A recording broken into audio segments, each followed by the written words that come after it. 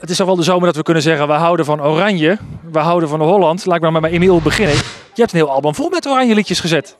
Ja, maar ik heb het hele jaar wat met Oranje hoor. Het zijn al Nederlandse liedjes en het is nu eventjes het WK voetbal. En daar hebben we toch iets bijzonders gedaan. We zijn niet op de hit aan het wachten. Maar we hebben met z'n allen zijn we de studio ingedoken. En met een prachtige Boma-keten hebben we een cd uitgebracht waar de 50.000 al van over de toonbank gegaan zijn. Dat is heel erg leuk om te doen. Wij hebben een eigen liedje gemaakt over Oranje. Een echte ouderwetse volkse wals heeft Emiel speciaal voor ons geschreven.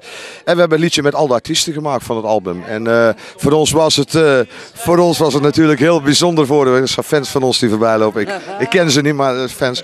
En we hebben één liedje met z'n allen gedaan. En voor ons is het al een hele eer dat we op het album staan. Dat Emiel ons ervoor gevraagd heeft. Ja, hoe heet hij? De ware kampioen. De ware kampioen. Ja, hij weet het. Hij heeft hem geschreven. Ik was ook al aan het denken. Ik denk, ik help jullie wel. Ik wist het, want hij noemde de titel niet. Ik denk, en zij weten hem ook niet. Nee. Dus ik denk, ik was al aan het denken. Maar ik had een paar minuten. Weet je, dit is zo'n snelle actie geweest. En hun zijn natuurlijk ook bezig met een fantastische nieuwe single waar ze promotie voor doen. En dit komt er tussendoor. En daar ben je dus niet dag en nacht mee bezig. Je wordt er alleen mee geconfronteerd op het moment dat je naar televisie toe moet. En dan ben je het liedje aan het studeren en dan ben je niet eens zo met de titel. Het is ook niet de titel, hoor je ook eigenlijk niet in het liedje zo snel. Het is niet de eerste regel van het refrein, maar dan zou je makkelijk zeggen. Het is gewoon een algemene titel, dus dat wordt het wat moeilijker. Ik ga ze helpen. De voorspelling voor het WK? De poolfase door en stranden in de kwartfinale.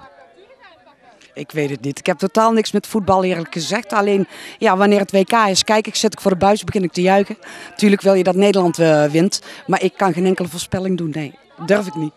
Ja, ik hou het ook bij de poolfase door en dan nog één wedstrijdje, dan klaar. Je luistert gewoon naar Emiel. Nee, maar ik ben juist een voetbalfanaat. Maar ik ben heel eerlijk, ik heb met dit Nederlands elftal heb ik niet zoveel. Daar ben ik heel eerlijk in. Maar dan toch een Oranje plaatje maken. Ja, maar goed, we zijn natuurlijk Nederlanders. En natuurlijk hoop ik voor Oranje dat ze in de finale komen, dat ze nog winnen ook. Maar ja, het kan meevallen. Het kan alleen maar meevallen, toch? Zo is het.